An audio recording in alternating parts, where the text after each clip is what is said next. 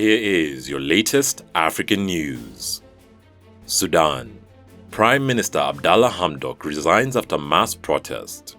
Sudan's Prime Minister Abdalla Hamdok has resigned after another day of mass protests rocked the capital Khartoum. Thousands marched against a recent deal he had done to share power with the army, who staged a coup in October. Chanting power to the people, protesters called for a return to full civilian rule, but military forces staged another violent crackdown, leaving 2 people dead. Mr. Hamdok's decision to quit leaves the army in full control. South Africa. Fire burns Parliament building in Cape Town. A man has been arrested after a large fire severely damaged the House of Parliament in South Africa's city of Cape Town. A police spokesperson said the man was facing charges of arson, housebreaking and theft and would appear in court this week. Firefighters worked for hours to extinguish the blaze. President Cyril Ramaphosa called it a terrible and devastating event, as he vowed Parliament's work would continue. Officials say the fire started on the 3rd floor offices and quickly spread to the National Assembly chamber, the Parliament's lower house. Mali. Political parties reject military's 5-year transition to democracy plan.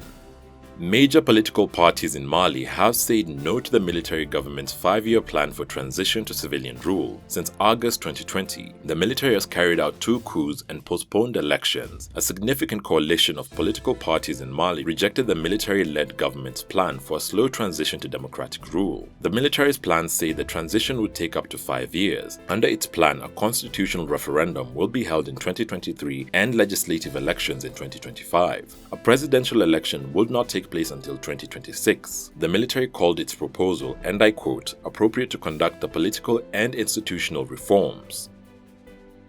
Ethiopia. Ethiopia inaugurates state-of-art public library. Prime Minister Abiy Ahmed inaugurated Abrahot Enlightenment Library in Addis Ababa, one of Africa's largest public libraries, which can accommodate over 2,000 readers at a time.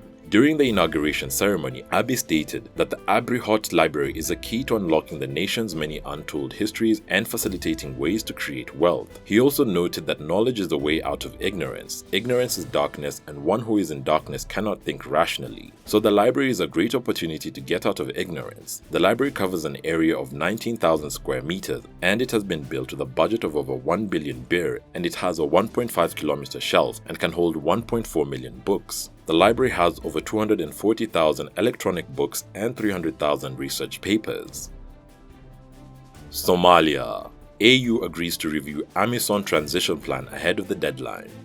Somalia and the African Union have agreed to have their respective technical teams re-examine the future of combat mission Amisom, whose mandate was extended recently to the end of March 2022. And in a show of compromise, the 2 sides, who have recently haggled over what form the African Union mission in Somalia should take, appeared to agree on the basis including predictable funding and a focus on Al-Shabaab and other terror merchants in Somalia. At a meeting between Somalia's federal government, the African Union Commission (AUC) and Amisom representatives, it was generally agreed that technical teams begin discussions from January 10th for 30 days. The team will then resubmit their report to the African Union Peace and Security Council from February 11th to inform the actual format the mission will take.